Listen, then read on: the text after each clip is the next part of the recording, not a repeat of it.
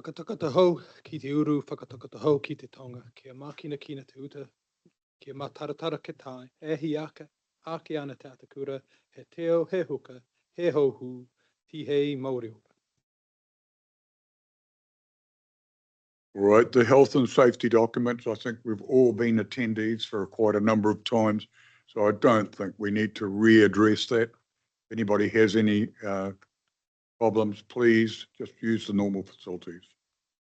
All right, we call on apologies. Brooke, you've got apologies. We have the apologies of Councillor Russell Smith. All right, is there any other apologies?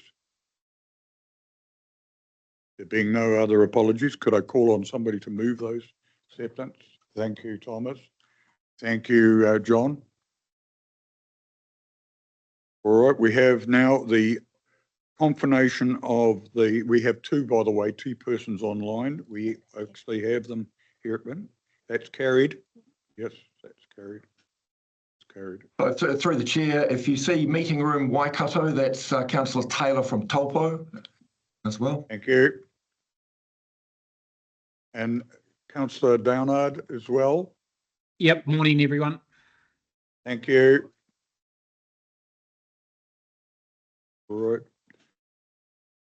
Can we have a confirmation of the agenda, please? Councillor Pike, we have a seconder. Councillor Buckthorpe, all those in favour? Carried. Disclosures of interest, we do have in the, as I say, public excluded agenda, the moving of Tier 1 recovery manager, or Tier 3, recovery manager to Tier 3 to Tier 2. As I say, I don't think that that has any significance other than they're not actually being appointed, they're just being raised one tier. But if you want to record your conflict, please do. Now I've got one, as I say, with Sally Sheedy from Waipa, but all right. Thank you very much, ladies and gentlemen. No conflict of interest or disclosure of interest. Minutes for confirmation and receipt. The minutes have been circulated. Happy to move, Mr. Chairman. Thank you. Seconder. Thank you, Alan. Oh, Councillor Goddard. I should call you Councillor Goddard. Thank you. All those in favour? Against? Motion is carried.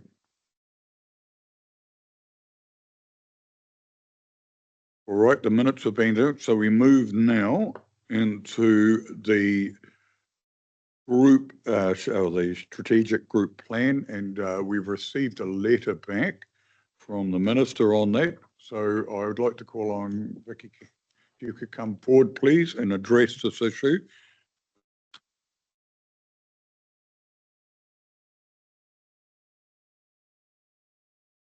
This is to provide assurance to the Joint Committee of the favourable ministerial feedback prior to requesting the formal adoption of the Strategic Group Plan 205-2030 and the Group Plan Actions 225 to 230. Thank you, Vicky. Thank you. Firstly, I'd like to begin by thanking the Chair and the members of the Joint Committee for your governance and leadership and forward-thinking approach throughout the development of the Strategic Group Plan. It's been quite a big task. Now, this report follows on from the Joint Committee meeting on the 16th of June, where after hearing from submitters and giving consideration to all the written submissions, the committee made amendments to the draft plan.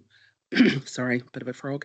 The revised plans then underwent a technical review by NEMA, with minor changes incorporated in collaboration with GMO being worked through before the final one was submitted to the Minister for comment.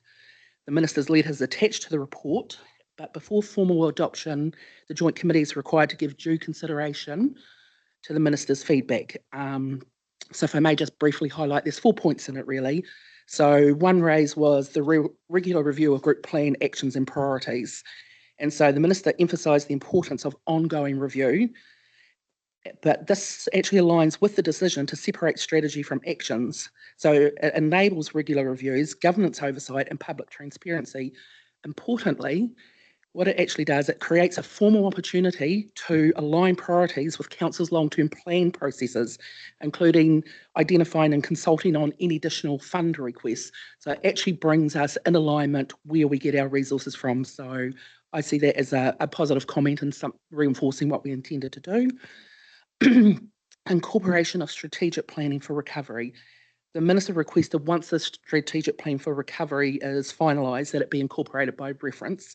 So this can be achieved through an administrative amendment, and like during the lifetime of the group plan there will be others, and there will be a register that records those, and they'll be updated in the electronic version that will always be available on the website. So there will be a acknowledgement of change. The Minister acknowledged positive intent to strengthen partnership with iwi, mana whenua and Māori, and recognise the inclusion of Māori representation in the plan's development. And finally, the Minister commended the group's enthusiasm and commitment to civil defence emergency management, as reflected in the work undertaken to prepare this plan for the next 5 years.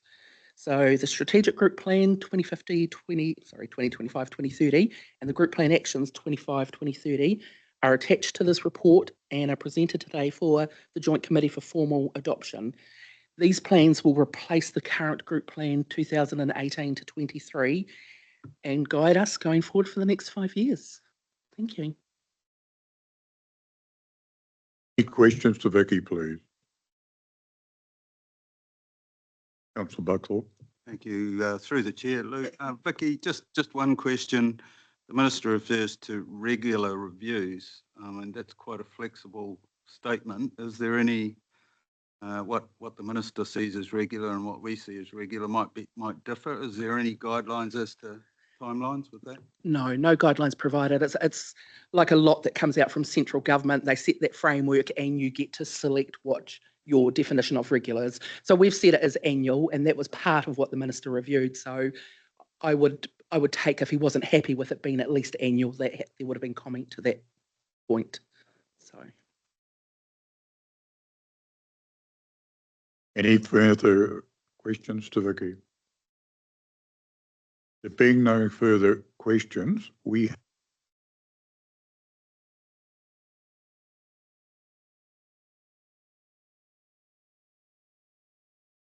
need that being read out. I think we're all aware of it. Any discussion on the motion at all? Yeah, I just want to quickly thank Vicky and Jill and Julian and the wider committee for their work on this plan. The Minister's comments reflect that, you know, we're heading in the right direction, and I particularly endorse the opportunity to align with the Council's long-term plans as well. So yeah, great work everyone, and appreciate your time on it.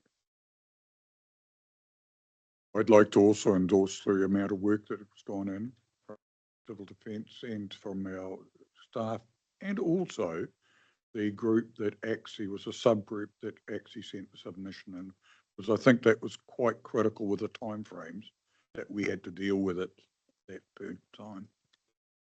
So call for somebody who would move the motion. Councillor Deputy Mayor Williams, thank you. Can I have a seconder? Okay, Councillor Lee. The motion's on the floor, ladies and gentlemen. All those in favour? Against? Motion is carried. Excuse me, through the chair, are we moving all the motions as one? Well, the whole motion was at one, so you want me to clarify that? Sorry, there's 4 points to the motion, right? And they were displayed on the board. Does anybody want to have an issue with any one of the individual points? Okay.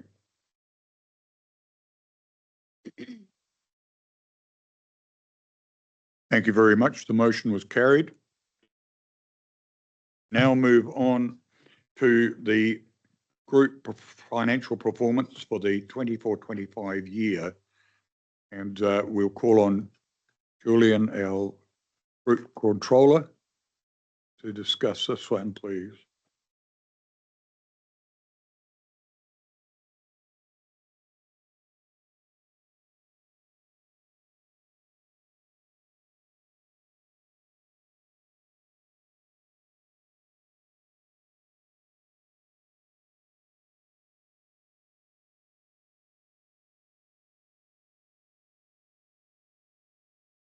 whilst Julian is setting up the end of the financial year reporting for the group, this included a detail that there was actually a deficit, operational deficit this year.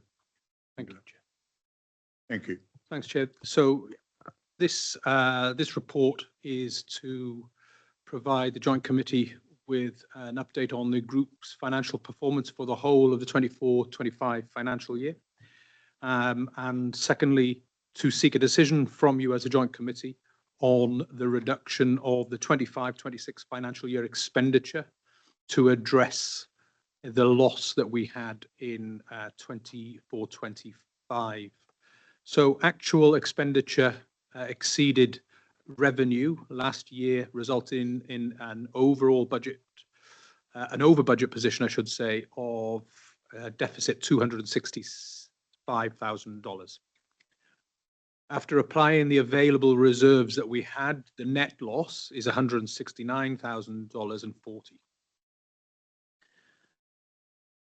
Reserves ring-fenced, or there are some reserves ring-fenced, which are held on behalf of others, and that remains intact with that $169,000 deficit. So the short version of that is we hold money on behalf of the Lifeline Utilities groups, who are obviously separate entities. They pay a fee every year for us to do project management and to pay for the consultants, but it's not our money. So that remains intact, leaving us with using the reserves that we can use of $169,040. So the primary driver, there were two parts to it. You'll see on the 0.5 in the financial performance table, there are a number of drivers. One of them, the reduced income, was a result of the early termination of the service level agreements with the different councils. That there was a degree of revenue created from that. The overspend in direct costs is attributed to unbudgeted expenditure, primarily driven by legal fees relative to the coronial inquest, new software licensing, and an increase in vehicle costs. The overspend in net allocated costs is related to a redundancy payment and accrued leave entitlements resulting from the early termination of the SLA. So there are two main drivers for the overspend. All of them were unbudgeted and unforeseen. One of them is the coronial inquest and significant legal costs around that. And the other one was early termination of the service level agreements and a number of management costs and redundancy costs that needed to be paid out to see that through.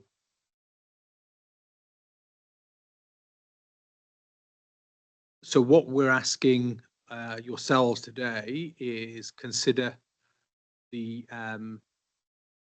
is to consider the options around how we go forward, and KEG are recommending that rather than go for additional targeted rate or ask the regional council to do an additional targeted rate at the next annual plan, the KEG are recommending that we reprofile our work plan for 25-26. So those elements of our work plan that have if you want particularly a direct cost attached to them, where it might be commissioning science research or buying extra licenses, etc. The KEG are recommending that we just cut our cloth accordingly and look to balance the books by the end of this year. So KEG have asked me to go back as part of that recommendation to the next meeting and outline which of those priority tasks will be pushed out into the next financial year. But that is the recommendation. Of course, the benefits of that are it avoids a rate increase outside of LTP cycle, and there also we're carrying a vacancy at the moment, which by the time we get the recruitment in place, we would have held that vacancy for probably a quarter of the year. So there are some savings to be made from salary that will offset some of this quite early on. Of course, the risk with that is some of our priority work program will not be as timely as we hoped it would be, will be pushed out. But my initial assessment on and look at that is we're talking months, we're not talking a full year, we're talking delaying the work of the commission of some of this work by months, not years, or not a full year, I should say. the other option, as I said, that isn't being recommended but is there for you to consider is an additional targeted rate request of the regional council. I think the timing, the reason that we had a discussion at KEG, the timing of this in terms of the current affordability, public ability to absorb rise and increased costs was a primary driver for not asking for the increased annual plan rate. Of course, it would maintain our ability to keep the work plan on track. But I would also point out that even if the decision was made to go for the additional rate strike with the regional council next year, we would still be running a deficit this year anyway, because of the way that the targeted rate wouldn't be struck until the 26-27 financial year. So we would still be running a deficit this year anyway. So that's it, Chair. That's the recommendation, is to cut our cloth accordingly and to reprioritize some work, and the reasons behind the expenditure or the over expenditure, the two main drivers, direct costs being the legal fees, unbudgeted legal fees, and the early termination of the SLAs that resulted in some management costs and redundancies. We have online Councillor Downard. Yeah, Councillor morning, Downard. Julian. Yeah, thanks, Mr. Chairman. Yeah, my main concern, Julian, after reading the report is that, you know, two of those biggest factors for the loss is a lower income from councils, and then also the higher costs. And then you look at, you know, we've used all our reserves, or what reserves that we can use for this, and then you're going to run next year at $169,000 less, plus have that less income and probably higher costs again. I just wondered whether that's going to put us, and then you're not going to have the reserves to, if we do run it at a loss on the 25-26.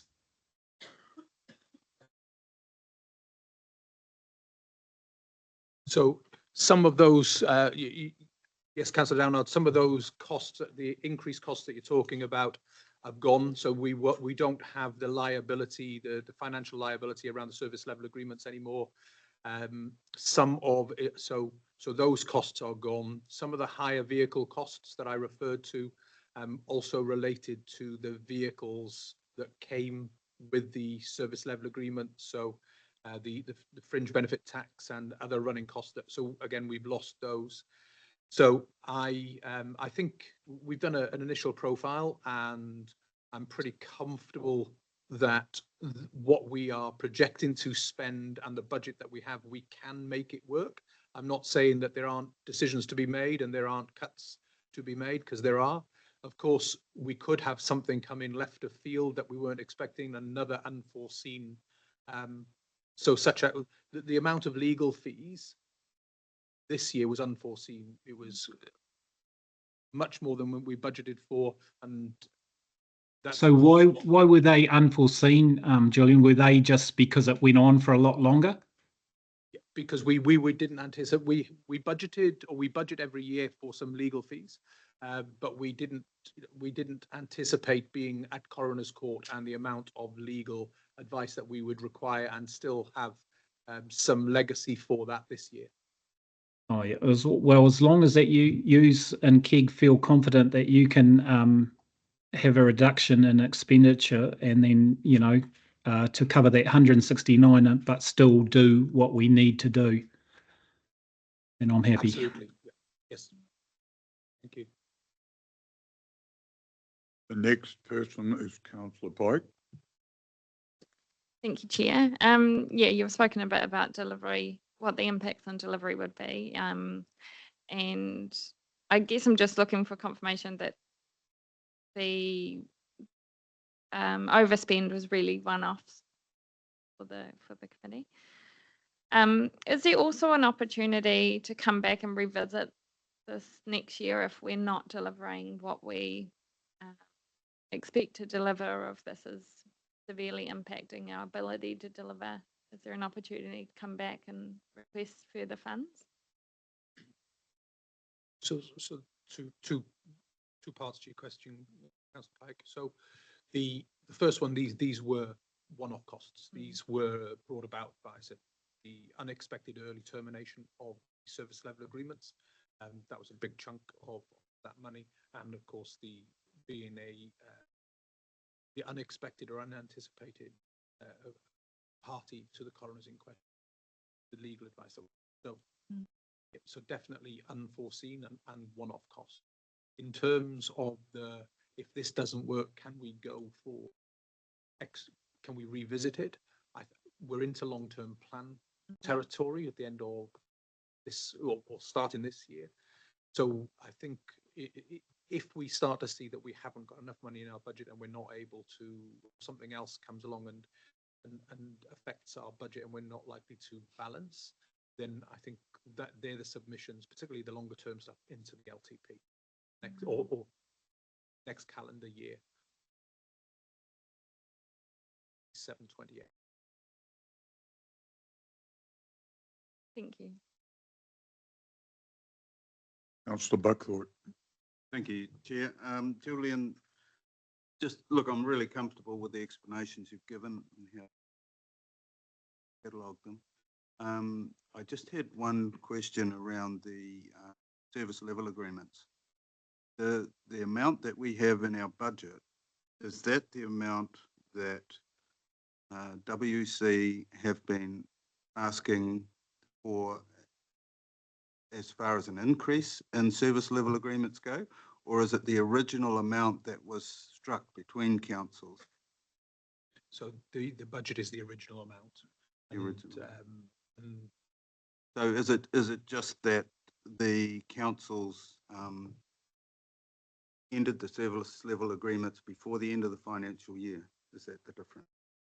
so they ended them early before they ended them early before the life of many of or some of the service level agreements. Some of the service level agreements were intended to go beyond this financial year. Some of them were intended to finish this financial year.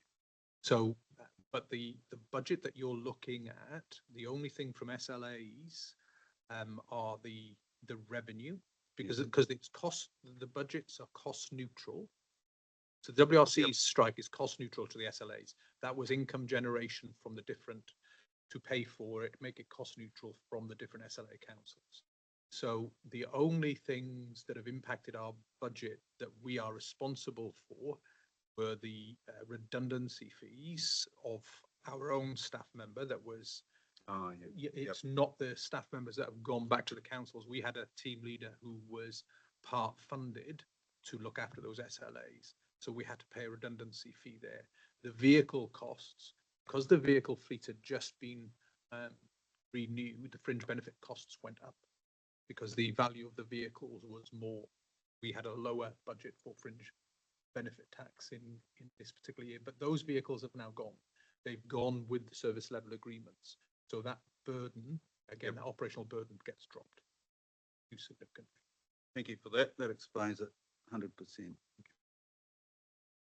Just to guide the meeting, Julian, we do not compromise with this, our operational levels at civil defence with this reduction. I did ask that question before, but perhaps just to expand to everyone that we're not actually having any reduction in the ability to operate. No, so the operational, so in terms of the work that I go back to KEG and identify the areas, the prioritization of what gets pushed out to the next financial year, it will be more research work and not operational readiness. The other thing to point out is we have never run a reserve or a budget for response. We've always had a zero budget. That has been the decision, and it's been revisited on a number of occasions. And there are different views on it depending on who you talk to. But the group has never landed on the situation that we have kept a reserve for response. So if something operational came left afield tomorrow, it would be no different to previous years, even that we had a reserve. We run into deficit. That's the plan. We run into deficit straight away. We open a budget line that's got nothing in it, and then we rely on our colleagues at the regional council to underwrite that overspend, and then we come back to you as a group and say, how do you want to cover this unbudgeted response cost? And we've done it before with COVID and other responses. So it doesn't affect our operational capability. Yeah. Thank you, Julian. We have the motion at the moment. Councillor Grant. Thank you. Sorry. Thanks, Chair. No, that's fine. I have a couple of questions that I'd just like to get some information and probably from Julian. The first one is that, you know, the group plan that has been signed off is a very ambitious one, and there are a number of items on there that are targeted to be looked at, which all come with work, which comes with resourcing and cost. If anything, it seems to me a little unfortunate that this is timed over the next 3 or 4 years rather than trying to push this work through in a shorter period of time, particularly when we're dealing with civil defence issues. So I just wanted, in reflection in regard to the budgets and costs, how you feel about that.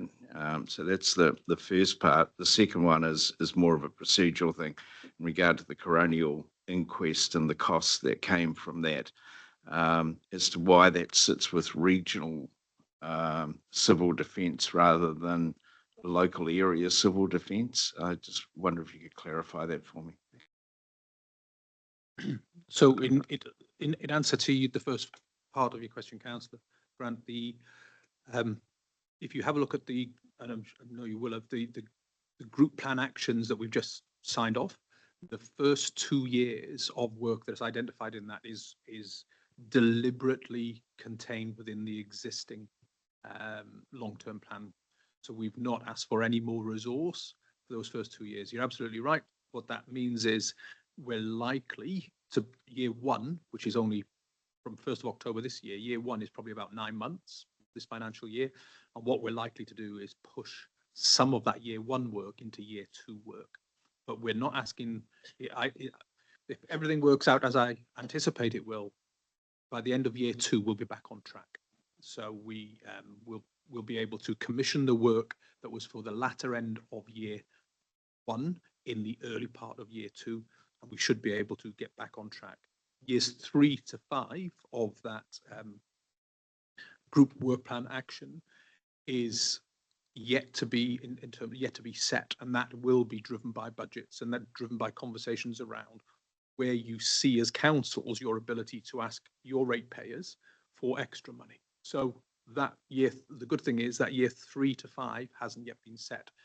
That's a conversation to assist members to have those long-term plan conversations. So I'm quite comfortable. It's unfortunate that we're already pushing out year one into year two, and we've only just signed off the plan. I totally get that, but I don't think it's going to derail us at all. I don't think it's a big risk. In terms of the procedural, so we're not holding the whole budget. Really good question. We're not holding the whole budget of those legal costs, and thankfully so, because what we paid for is a third. Sorry, so it's not. It's 50%. So there are 3 parties to the coronial inquest.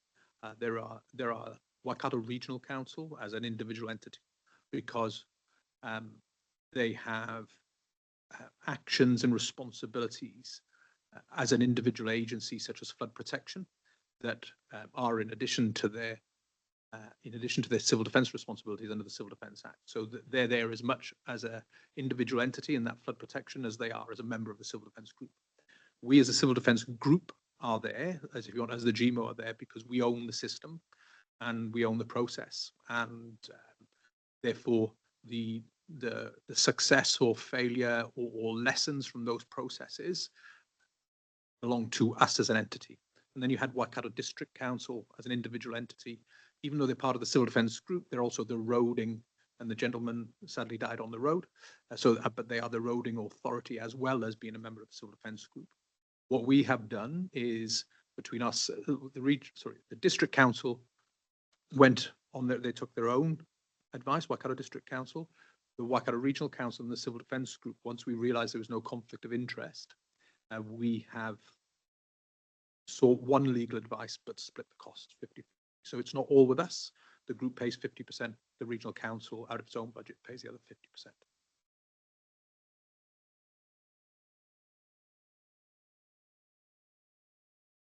You're happy with that, Councillor Grant?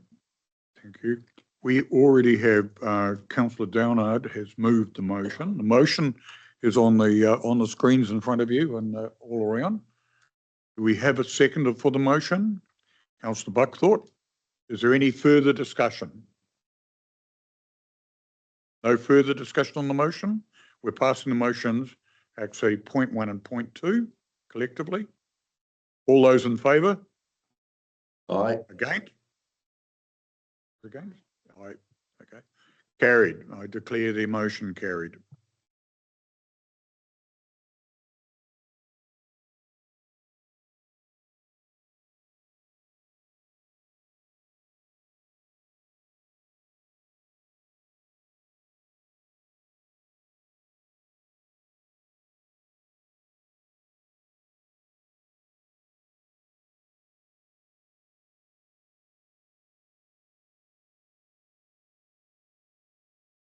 Thank you, Chair. So there's two parts to this report, councillors. So the first one is to ensure that you as a joint committee are aware of the process of how to declare a state of local emergency or give a notice of local transition period during the local government election period, because it does change. I'll explain that in a moment.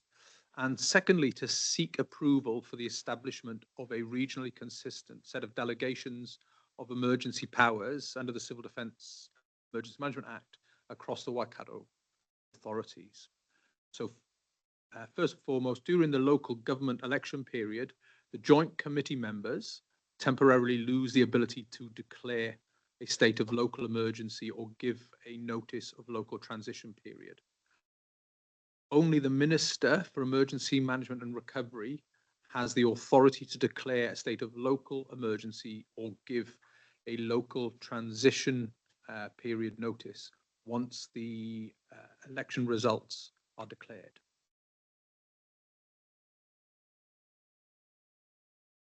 So the coordinating executive group has also endorsed a proposal recommending that the Waikato CDEM group seek your agreement or seek the agreement of mayors to adopt a consistent delegation of powers under the CDEM Act following the 25 local authority elections, specifically that where a mayor delegates their role on joint committee, as most do as you look around, to someone who is not the deputy mayor, it is recommended that the mayor also explicitly designate their joint committee member to have emergency powers in relation to declaring a state of local emergency or to give a notice of local transition period at any time during the temporary absence of the mayor for the duration of the triennium.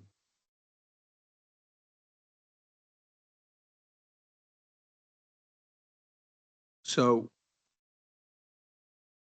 just bear with me. So in terms of the designation of the joint committee members, you are typically, as the joint committee members, you are typically the subject matter experts. You receive ongoing training, and the new members will receive ongoing training around civil defence and updates around civil defence and management throughout the year. So by specifically designating each of you or each of whoever replaces you for those who are standing down, this approach will promote consistency. So we know from a systems point of view, we don't need to ask the council every time, so who are your designated people? Because we sometimes that gets lost. We know that every one of the joint committee members will be designated to declare a local state of emergency. It's in line with the government inquiry into the report into NISWI that talked about clarity around governance roles and responsibility. It strengthens emergency readiness across the area. It's an interesting situation at the moment. Every one of you, in terms of the way that the system works, if we wanted to declare, if we couldn't get hold of a mayor, for example, or there was some at a local level and we needed to declare a local state of emergency, I could go to the process says I go to the joint committee chair first. If he's not available, I go to the deputy. They're not available. And then it says, or if neither of them are available, I can come to any one of you, and you could declare a local state of emergency. So you have the powers at the group level to do that, but most of you, or many of you, don't have the powers internally within your own councils to do that. You can see there's a disconnect. So it's just joining that and strengthening that system. So we've given some wording around what that delegation might look like, and we're asking members to, or KEG are recommending to members that you make this recommendation back to your mayors in terms of having that consistent delegation. But going back to the local elections and the who can declare and can't declare, from the official announcement of the election results until the first council meeting, only the Minister for Emergency Management and Recovery can declare a local state of emergency or give a notice of a local transition period or recovery period. This restriction also applies to the 10-day appeal period where any member in the election process can appeal the results. So the mayor or their designated member can declare an emergency up until the results are published. Once results are published, all mayors and elected members lose the authority to declare emergencies until the mayor or elected members are sworn in at the first council meeting. An incoming mayor, even if re-elected, cannot act in an official capacity until they are sworn in.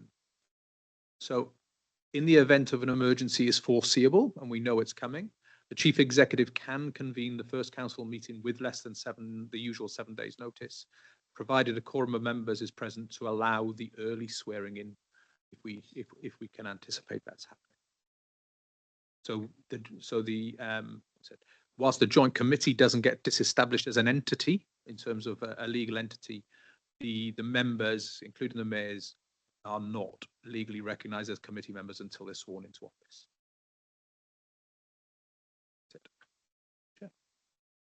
Thank you, Julian. Open the issue for consultation.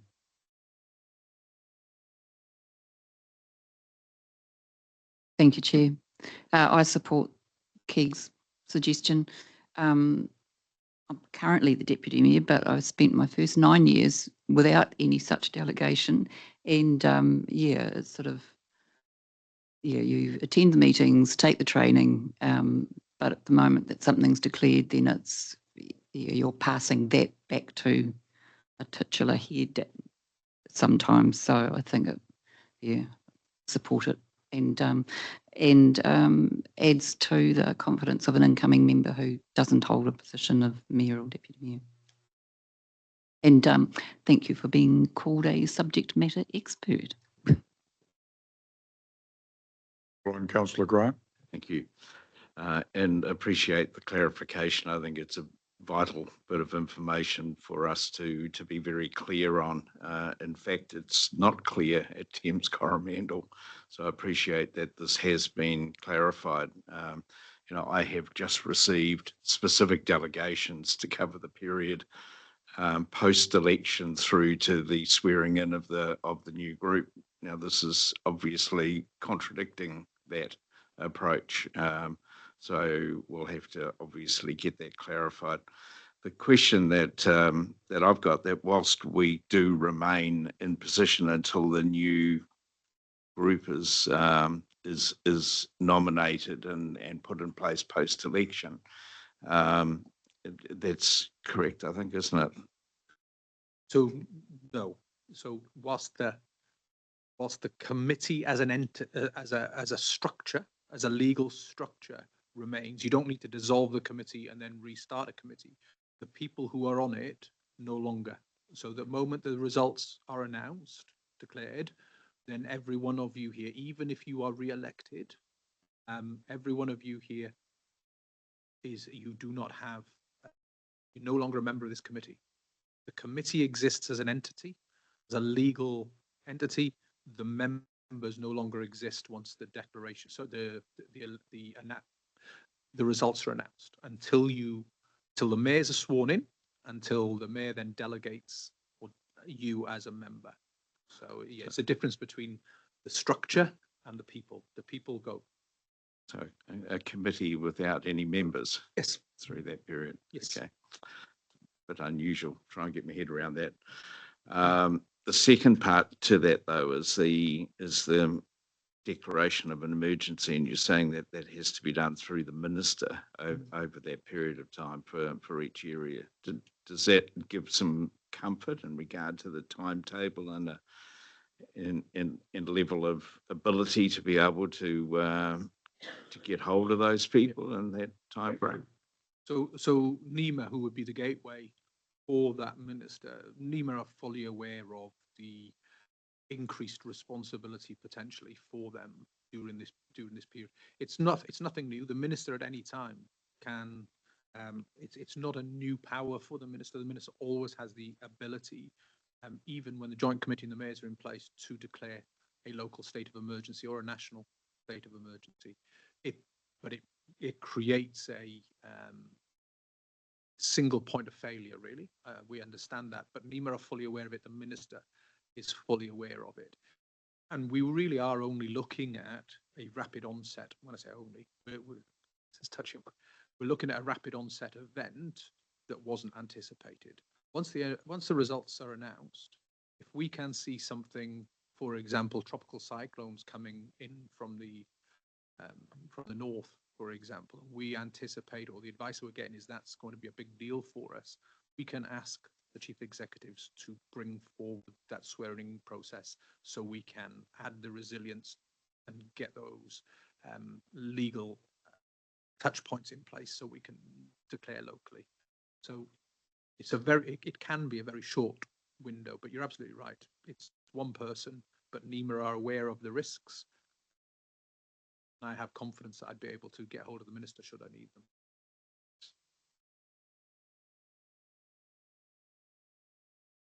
Thank you. Is there any further discussion?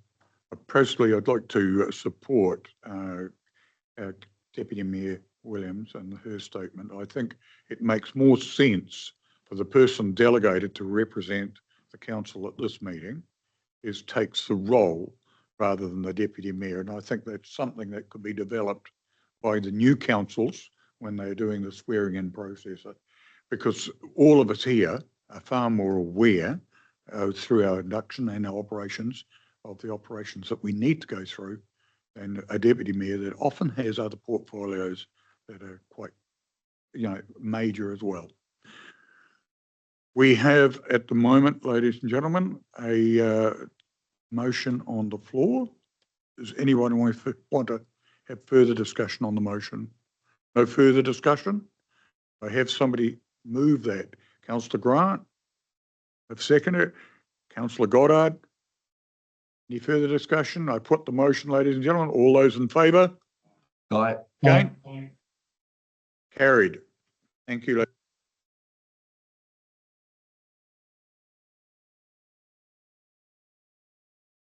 We move on now, ladies and gentlemen, to item 7.4, which is the Joint Committee Induction and Training. And in doing so, call on Vicky Cowley and supported by Irving Young and Aaron Trigger. Yeah, you've got them all there. You just tell them to sit down. That's fair. Sorry, Aaron. Sorry, Ian. It was all there. Thank you. Sorry. No. This report is just for information following the last Joint Committee meeting. At the KEG meeting, they've recommended scheduling the full day induction and training session for the Joint Committee members between the March and June 2026 meetings rather than the start of the year. And the change request aims to reduce induction fatigue of newly elected members and improve the effectiveness of the training.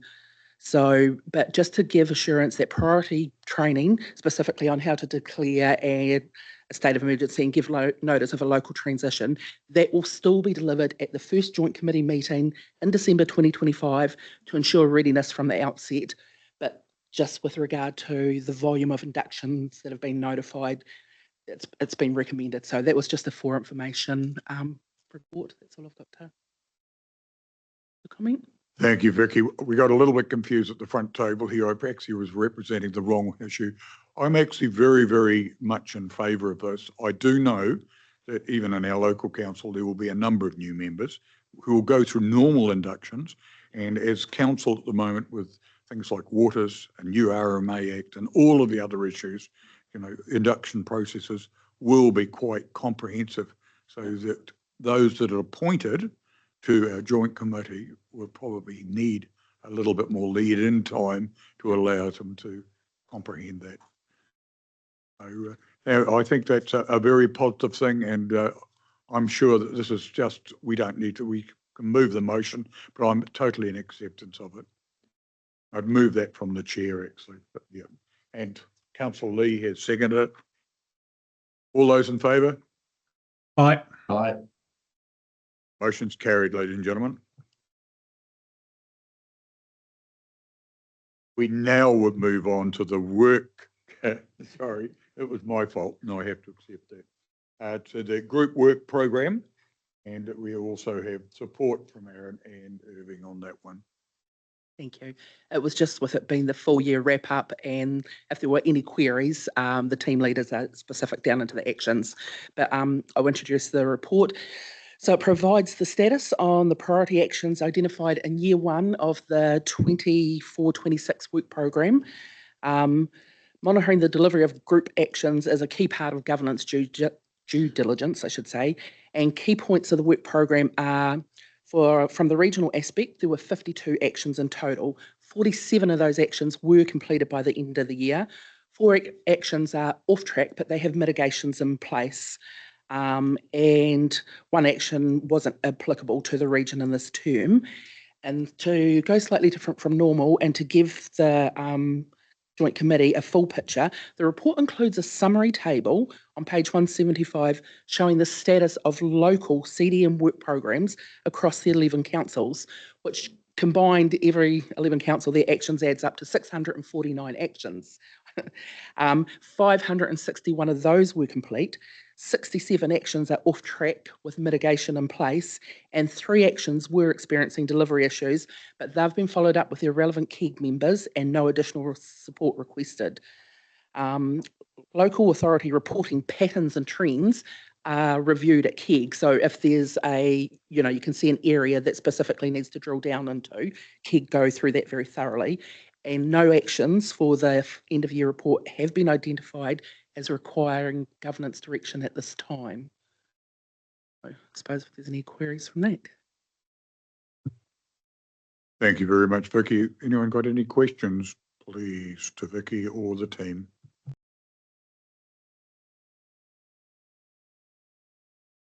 Councillor Pike. Thank you, Chair. Yeah, just a quick question with the local councils and the delivery issues or the off-track issues. Do the joint committee members, are they aware of who's off track on certain things, or is it just the KEG? I don't know the processes at each local council. Okay. Some have emergency management committees, which I presume these actions may get raised through to. It wasn't one council, it was across 3 councils, and they were all not on the same pattern. Some of them related to, actually I can't actually remember the details of what they related to because they haven't got it in the report, but there wasn't a pattern on it being the same thing across those 3 separate councils, 3 individual councils. So but I'm not across their internal processes.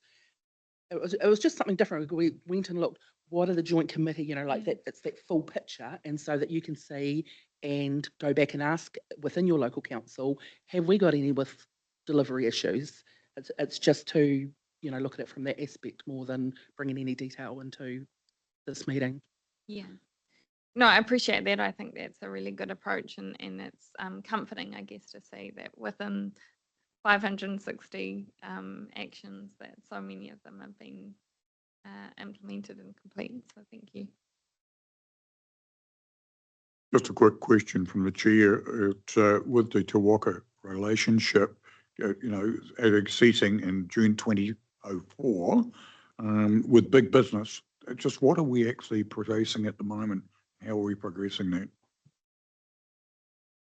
Chair, I'll talk that one, Chair. So with the so there's 2 components to that. That's item 68. There's 2 components. Is we're looking at it from a ground up, the same as we have with so whilst the Tawaka was the regional entity, we are now looking at it, or we started to look at it from a ground up, very similar to the engagement with the Iwi, and that would look very much at that kind of Chamber of Commerce and those local business associations. But we still need to have a look, as we do with the Iwi, is what does that look like at a regional level?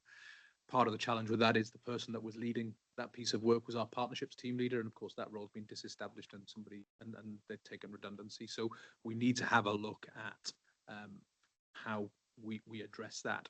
So there's the ground up is the business entity, but on a positive note, there's been engagement at a regional level with the operations team in terms of third-party logistics.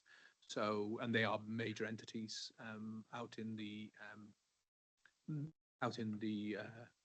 Ruakura kind of Golden Triangle area to assist us with. So they're major entities at a regional level to assist us or third parties to assist us in executing a major regional plan.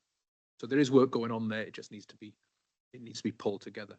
And in answer to, I know Vicky didn't know the details, so to speak, but in answer to Councillor Pike's question around the 3 councils, I do know the detail, Councillor Pike, and all of them are very operational levels that just require the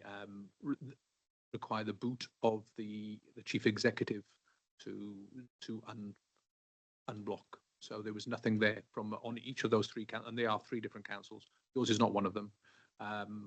It requires the chief executive just to exert some influence and get some things. It's not a governance level issue.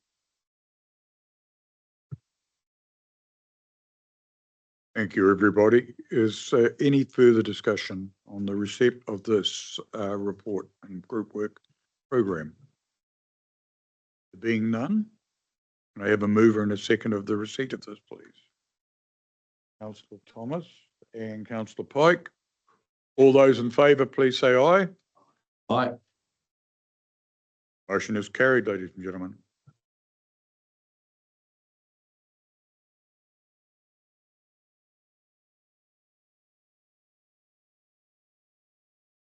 We now have, ladies and gentlemen, move on to government reforms update. And you're in the right seat, Vicky, just stay where you are. So.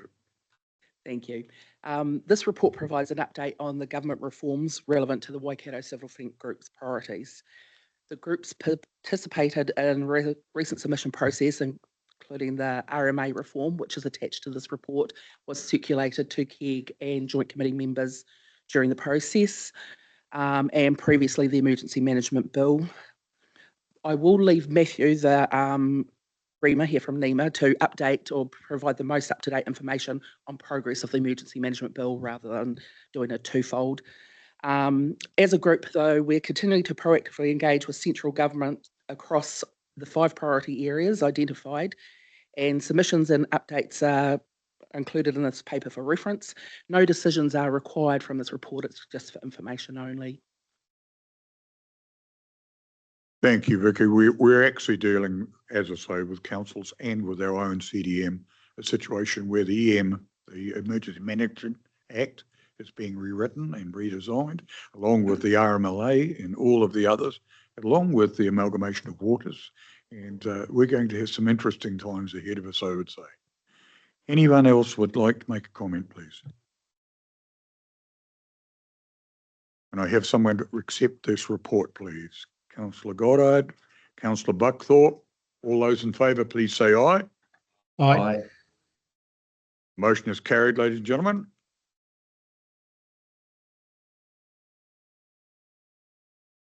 We now move on to item 7.7, which is Iwi representation on KEG. Speaking to that is Irving.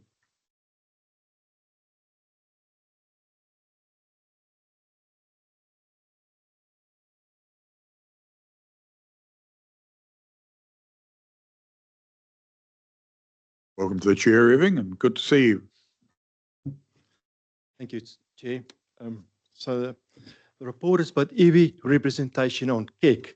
This report outlines the steps taken to engage Iwi Maori leadership across the Waikato region to have meaningful participation in the Civil Defence Emergency Management Coordinating Executive Group, the CEG.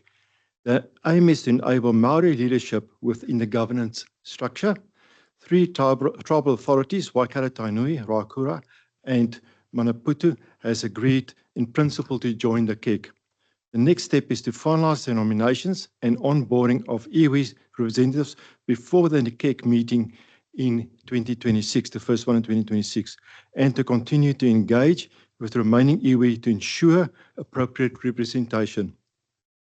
This lay a strong foundation for iwi Maori inclusion in CEG, commitment to partnership and cultural integrity, and this will increase visibility of Maori-led resilience initiatives across the region. Thank you, Irving. If anyone would like to ask Irving any questions on this issue?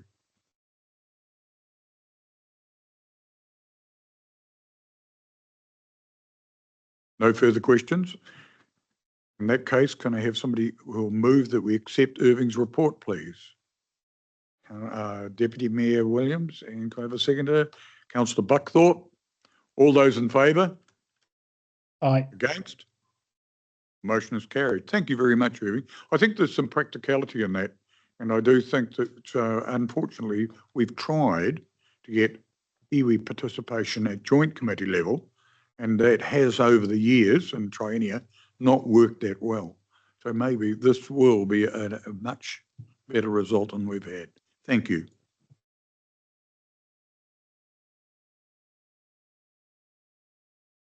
We now have the coordinating executive group meeting summary. That is presented by the chair of CEG, Susan. Oh, great to see you, Susan. Thank you. Thank you, Chair.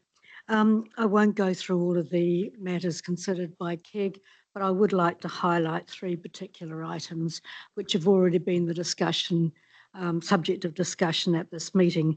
The first relates to the deficit. Clearly, it was a matter of both concern and concern to CEG. You can rest assured that there was considerable discussion about how that might be managed, hence the recommendation to this group on having the deficit carried forward to this financial year and having the coat cut according to the cloth. I think I've got that right, haven't I? Around the right way. Having said that, there was concern about what might be deprioritised and what might be put on the back burner that will come back and bite us in the future. Julian has committed to coming back to CEG and identifying those items which he considers to be appropriate to be put on the back burner. And obviously CEG will recommend and report accordingly to this committee. It's not a situation anyone wants, and there was no sort of killer solution to it, but I think this is the best way going forward, and we will report. The second relates to iwi representation on CEG. It's fair to say CEG members are looking forward to this, even though it's only 3 iwi who will be participating in the short term, having that different perspective, having their involvement, particularly in recovery or during a civil defence emergency, will make, we believe, a significant difference into how the community responds, and as well as looking at matters at a more governance level and going forward. The third, we had a lengthy presentation related to the Hikurangi subduction zone. It was a sobering, let me say, a sobering presentation, and it's not till you start talking about individual places, individual buildings, that the reality hits you. It was agreed by CEG that it is probably better to not raise alarm in the community by each council or each council area going out with any communication about it, but that there be some coordinated communication around what that might mean in the event of a significant event occurring in that subduction zone. So we will await that before individual councils or individual areas go back out to their communities. Those were the three matters I wished to highlight to you all. If there are any questions, I'm happy to answer. Chair recognises Councillor Grant. Yeah, through the, sorry. Thanks, Chair. Yeah, no, fine. My question is on the latter point that you raised in regard to the Hikurangi subduction zone and the sobering messages. Obviously, it is particularly sobering from a Thames Coromandel point of view with 400 kilometres of coastline. I just wonder, in regard to this, the timetable for the release and the discussions that obviously will need to have some very close coordination with our council particularly. There is a lot of sensitivity around this topic, and I think there are some things that we do need to really have some very at this level, some really clear understanding in regard to. And I'm not suggesting that it's changing anything that we have in the way forward, but I think it will warrant some very detailed discussions in regard to the application of the strategies that we have and the support for those areas that could be particularly prone. So I just mention that as something that I have a lot of sensitivity, and I know my council has sensitivity around. So just thought I would flag that. Thank you, Councillor. The sensitivity, particularly around the Thames Coromandel, is acknowledged. Actually, it's not your council that would be most directly and significantly affected. It's actually Councillor Lee's district and Taupo. Yeah. Oh, sorry, and Councillor Taylor. But certainly the sensitivity having regard to what has been happening in the Thames Coromandel over the past 12 months is well acknowledged. And I think that was Keg's concern, that this needs to be approached with our communities with a high degree of sensitivity, not to raise alarm, and have a coordinated communication exercise around that. Thank you. I've got Councillor Lee that would like to make a statement. Yeah, just through the chair, just an observation to start with the Iwi representation on KEG, and then also, the decision that's still to be required about marae preparedness. So that's, a good thing that we're locking that in together. But my question is to do with the CDEM volunteers. I was just wondering how that is progressing, and the numbers, how they're going as well, please, Susan. Thank you, Councillor. If I might ask Julian, could Irving perhaps give us an update on that, on the volunteers? So in terms of, there's probably two parts to that answer in terms of the volunteers. So in terms of numbers, I don't know. We've got over 100, 120, I'm being told over your shoulder. We've got 120 volunteers who are registered with Volunteering Waikato. And then we bring them in and we train them here at the GMO. I think it's fair to say, because Volunteering Waikato is a Hamilton-based entity that does that on our behalf, a large swathe, or most of those 120 volunteers, will come from Hamilton or the greater Hamilton area. That doesn't mean they don't belong to you as individual councils. All of those volunteers come in with their eyes wide open, that they are there. They're trained to work in EOCs, or in some cases civil defence centres, and they are there for the use across the region. So those 120 volunteers, whilst you might not have many in South Waikato, for example, who are on the register as volunteers, that team of 120 are available to Taupo, South Waikato, and everywhere else. So, so that's where we are in terms of that. But I need to emphasize they are ordinarily volunteers that would work within a civil defence centre or within an emergency operations centre doing those SIMS functions. Then there is the more operational volunteers that there is still work ongoing. So this was the NZRT approach. So there used to be an NZRT in Taupo, or hosted by Taupo a while ago, and there was some work done to see, because NEMA and national agencies have quite rightly raised the bar in terms of standards and responsibilities and training, etc. Taupo decided no longer to host, and that NZRT was folded.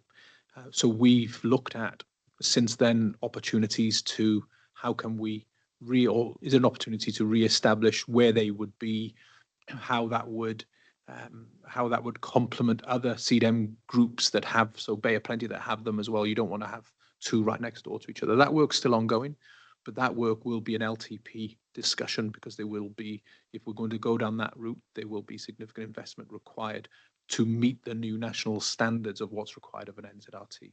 So those operational ones, we would be very much would be relying on the management of spontaneous volunteers who turn up, as we saw with Rena and others, or we would be asking our colleagues in Auckland or in Bay of Plenty or elsewhere to send those NZRTs to us. Any further discussion on the document? There being no further discussion, can I have somebody move that the Coordinate Executive Group meeting summary be moved and seconded, please? Councillor Lee, Councillor Pike, all those in favour? Against? Aye.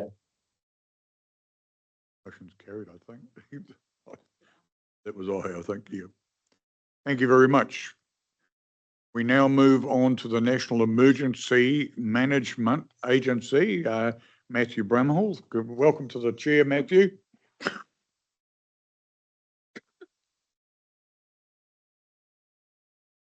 Thank you, Chair. Good morning, everyone. I'll take the report as read. Just a couple of items I just want to reiterate and provide some more context and information. As Vicky mentioned earlier, the Emergency Management Bill, the Minister for Emergency Management and Recovery will be introducing a new bill in the second half of 2025. As you may be aware, from April and May, NEMA invited public submissions. We received over 400 or nearly 400 of those submissions. Quite a lot of them were very substantive. The final policy decisions are currently expected to be made later this year, and Cabinet has agreed a series of policy proposals for the new Emergency Management Bill following that public consultation this year. The Cabinet has agreed provided details on 21 different proposals.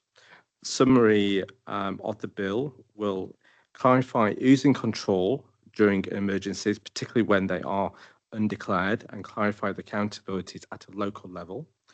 Improve how civil defence and emergency management group plans are developed and with whose input, given that they also drive change on the ground. Provide for representation of iwi, Maori and rural communities and the wider community on coordinating executives groups. Expand the tools available to improve assurance of the systems through compliance orders, and expand lifeline utilities and essential infrastructure. So the Cabinet paper is also available online for you to read as well. So the next steps will be that the bill will be drafted by Parliamentary Council Office and presented into the House later this year. It will then go through a select committee for consultation, after which the bill will be will go through readings in the House and will hopefully be enacted later in mid-2026. That's for the Emergency Management Bill. The Emergency Management System Improvement Programme and Roadmap. So the government has agreed in principle for the investment and implementation of the System Improvement Programme. And the next stages for this the roadmap will strengthen community leadership, ownership and preparedness, clarify roles, strengthen accountabilities and set standards. So there's some key initiatives that the government is looking at, including regional support teams based around New Zealand to provide surge support during and following emergencies, a refresh and increased resilience fund, and public readiness and community outreach. So the next stages is our phase 3. So as part of that, the NEMA is focusing on securing government funding for 3 key areas during the 2026 and 2027 financial year. Those are the regional support teams, public readiness and community outreach, and an increase of resilience fund. So some of the key dates is we're now into the September to October. So we're looking at that content finalisation and the consultation around groups and what that is required. During November to December, we'll be submitting the final bids through to central government. And then we should hopefully find out what government bids have been approved. The other area, I just wanted to couple of key mentions. As I mentioned, the Resilience Fund is now open for the 2026 and 27 financial year. So that's a closing date of the 31st of January. Keen for anyone to explore those for that resilience funding. The other area is Shakeout 2025, I should say, 9:30 a.m. on 16th of October. It's the annual drill for right actions to take during an earthquake, drop, cover and hold, or if you're in bed, stay, cover and hold, as we like to say. And also just want to encourage your councils just to please sign up for it if you've not already done so on the CDEM website. The other key change is there's 2 changes from a NEMA perspective. The manager of national operations and national controller, Miss Wright, has resigned from NEMA, and Mr. Blanche has taken over as the national controller until a recruitment process is underway. And this Thursday, the 25th of September, the hosting arrangements for the National Emergency Management Agency will transfer from the Department of Prime Minister Cabinet through to the Department of Internal Affairs. There's no major significant change, just all around corporate services. So that effect takes place this Thursday. And that's it for myself. Thank you, Matthew, for a very comprehensive report.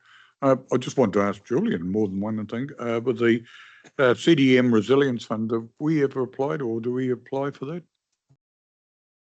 Yes, we were successful last year in terms of it's normally there's just under $1 million before GST is looking last year, but only just under 700,000 of that is available because there's already pre-commitments NEMA have made or government have made to significant projects down on the South Island, for example, with AF8.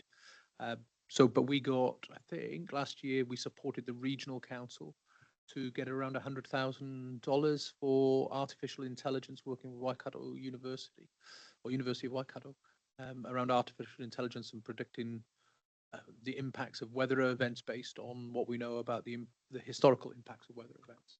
And we've had other successful bids over the years, but it is a competitive process for a relatively small amount of money. Thank you very much. It was just a query, seeing the funding. Thank you very much, Matthew. And we have currently on the table that your report be received. Can I have somebody move that we receive a report? Deputy Mayor Williams and Councillor Pike, is that correct? Okay, Councillor Pike, all those in favour? Aye. Against? Carried. Right, ladies and gentlemen, we now move into a resolution to exclude the public. Ask before we do that, Councillor Grant, I have a seconder, please. Councillor Buckthorpe. All those in favour? Motion is carried.